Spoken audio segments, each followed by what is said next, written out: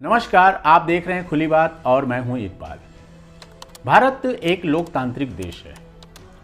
विश्व के सबसे बड़े और सेहतमंद लोकतंत्र में आज सत्ता से प्रश्न पूछना देशद्रोह कर दिया गया है। सवाल पूछना जहां लोकतांत्रिक व्यवस्था का सबसे जरूरी हिस्सा है, वहीं तानाशाही तंत्र का सबसे नापसंदीदा।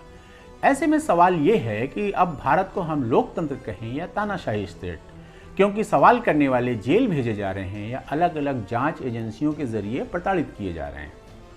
विपक्ष जिसका काम ही है सत्ता को कटघरे में खड़ा करना, पत्रकारिता जिसका काम है सत्ता से सवाल पूछना। पत्रकारिता के नामचीन चेहरों ने तो अपना धर्म छोड़ नई वाली देशभक्ति चुन ली है।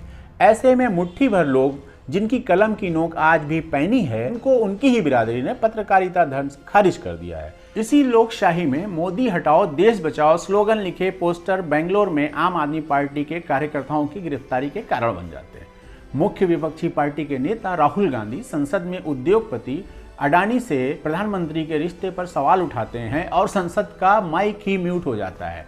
इसी बीच देश की एक छोटी अदालत एक और मामले में उनके विवादास्पद सवाल को मानहानि मारकर उन्हें अधिकतम सजा सुनाती है। राहुल गांधी संसद की सदस्यता से अयोग्य घोषित हो जाते हैं।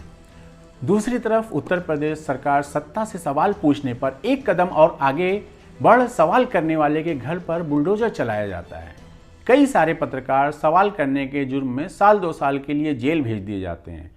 लोकतंत्र के इस मान-मर्दन पर शर्मिंदा होने की जगह सत्ता समर्थक मीडिया और सत्ता समर्थक लोग, जिन्हें भक्त कहने का चलन है, मुख्यमंत्री योगी आदित्यनाथ को बुलडोजर बाबा कहकर महिमा मंडित करते हैं। सरकार के इन कामों को सही काम के तौर पर स्थापित करने में कोई कसर नहीं छोड़ते हैं। संविधान और अदालत को किनारे रख फैसला ऑन द स्पॉट वाला फिल्मी स्टंट रामराज की समर्थक जनता को क्या खूब भाता है। भारतीय संविधान देश के नागरिकों को बोलने की आज़ादी देता है। अनुच्छेद 19(1)(a) के अनुसार सभी नागरिकों को भाषण और अभिव्यक्ति की स्वतंत्रता का अधिकार होगा। इसका मतलब यह है कि सभी नागरिकों को अपने विचार और राय स्वतंत्र रूप से व्यक्त करने का अधिकार है।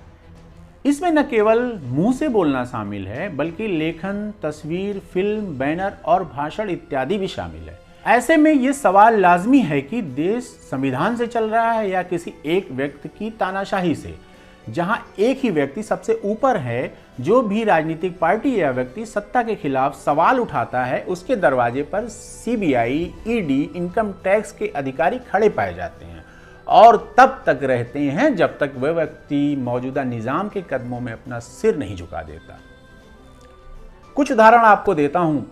केरल के मलयालम समाचार पोर्टल अजी मुखम के संवाददाता सिद्दीक कप्पन हाथरस में हुए बलात्कार प्रकरण को कवर करने के लिए जा रहे थे।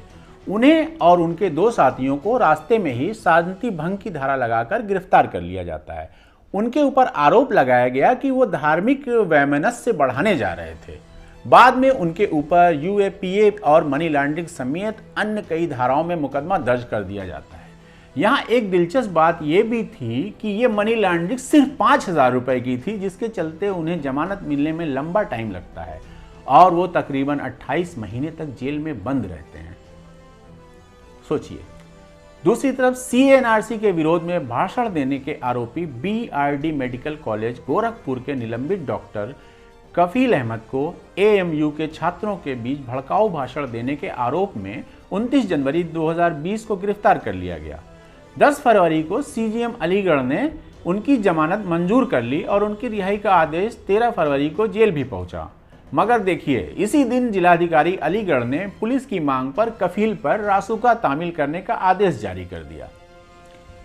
बाद में रासुका के तहत की गई इस कार्यवाही को इलाहाबाद हाईकोर्ट ने अवैध करार देते हुए उन्हें जेल से रिहा कर दिया। गौरतलब बात यह है कि ये वही डॉक्टर कफील हैं जो बीआरडी मेडिकल कॉलेज गोरखपुर में ऑक्सीजन की कमी से होने वाले बच्चों की मौत के वक्त किसी हीरो या फरिश्ते की तरह उभरे थे। बाद में सरकार और मीडिया को ये बात पसंद नहीं आई। वो सीधा सरकार के निशाने पर आ गए। उन्हें विलेन की तरह पेश किया गया। डॉक्टर कफील को अपना डॉक्टरी धर्म ईमानदारी से निभाने की सज़ा मिली। उनको नौकरी से हाथ धोना पड़ा और जेल यात्रा की पहली शुरुआत भी यहीं से हो गई। एक सामान्य डॉक्टर को उन्होंने जेल भेज कर एक एक्टिविस्ट बना दिया। कोर्ट ने डॉक्टर कफील पर रासुका लगाने संबंधी डीएम अलीगढ़ के 13 फरवरी 2019 के आदेश को रद्द कर दिया। साथ ही रासुका की अवधि बढ़ाने को भी कोर्ट ने अवैध करार देते हुए कफील खान को रिहा करने का आदेश दे दिया।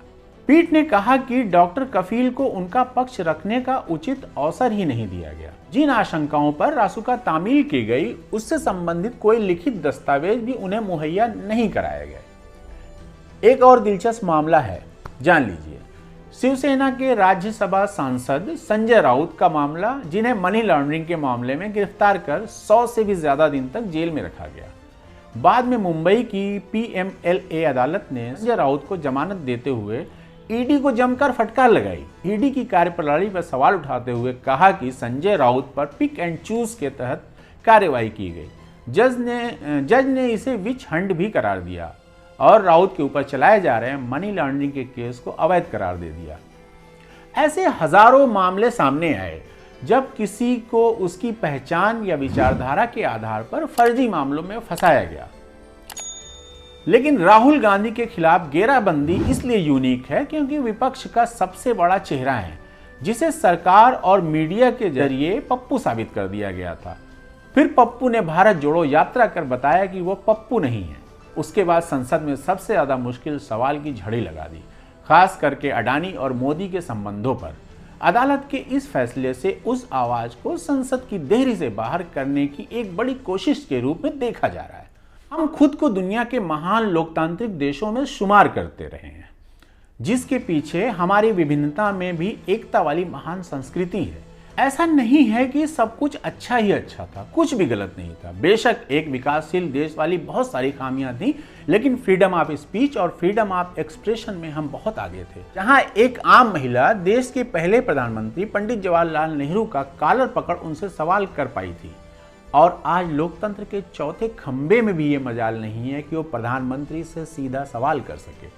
सरकार के खिलाफ उठने वाली आवाजों के साथ क्या किया जा रहा है वो किसी से छिपा नहीं है, और नहीं सरकार ने उसे छिपाने की कोशिश की है, बल्कि वो तो चाहती है कि लोग डरें। 2006 में आई फिल्म रंग दे बसंती का एक डायलॉग है, जहां फिल्म का एक नायक कहता है कि कोई भी देश परफेक्ट नहीं होता, उसे परफेक्ट बनाना पड़ता है और खुद जिम्मेदारी लेनी पड़ती है। यहाँ एक सवाल बीच में और है कि क्या ऐसी फिल्म इस दौर में बन सकती है जहाँ सरकार को ही कटघरे में खड़ा किया जा सके? मगर फिलहाल इसका उल्टा हो रहा है। सत्ता पे काबिज लोग खुलेआम बोल रहे हैं कि हमने इस वक्त के लिए 5 पीढ़ी का इंतज़ार किया है, या तो हमारे साथ आओ या फिर कहीं और चले जाओ। जैसे पाकिस्तान जाओ सबसे प्रसिद्ध स्लोगन है। अखबार, टीवी सब ने अपना पाला चुन लिया है, लेकिन वो पाला आम सरोकार के लिए आवाज़ उठाने की तरफ नहीं, उधर है जहां सत्ता की मलाई देशभक्ति के कटोरे में बट रही है। आगे क्या होगा, ये सवाल कठिन है और डरावना भी। लोकतंत्र के सारे खंबे बिक जाएंगे, साथ ही जनता का वो पागल हिस्सा जो धर्म खतरे में है का नारा लगाता उधर ही खड़ा हो जाएगा। तब जिसके पास रीढ़ होगी वो क्या करेंगे? क्या वो खड़े रह पाएंगे? राहुल गांधी और अपने चुटीले भाषण के लिए प्रसिद्ध तृणमूल पार्टी की सांसद महुआ मोइत्रा जैसे लोग सवाल करने के एवज में संसद से धकिया दिया जाएंगे या वापसी करेंगे? संविधान से होता खिलवाड़ जारी रहेगा। जाहिर है यह सवाल जनता के पास 1.5 साल बाद जाएगा, लेकिन धर्म बचाती पगलाई भीड़ अपने नशे की पिनक से बाहर निकलेगी, ये भी एक बहुत बड़ा सवाल है। हाल ही में दिल्ली में हुए हिंदी साहित्य के आयोजन वैखरी में राजनीति चर्चा के खंड में कांग्रेस के भूतपूर्व सांसद और दिल्ली की पूर्व मुख्यमंत्री शीला दीक्षित के बेटे संदीप दीक्षित ने कहा कि हकीकत में हमें भी नहीं पता है कि इसका हल क्या है। दूसरी तरफ आम आदमी पार्टी के सांसद संजय सिंह कहते हैं कि जेल जाने और परिवार का क्या होगा जैसे प्रश्न बहुत छोटे हैं। फिर इसका हल क्या है? सबको मिलकर ही कोई राह निकालनी होगी। फिलहाल तो मंजिल छोड़ो, रास्ता भी अंधकार से भरा हुआ दिखाई दे रहा है।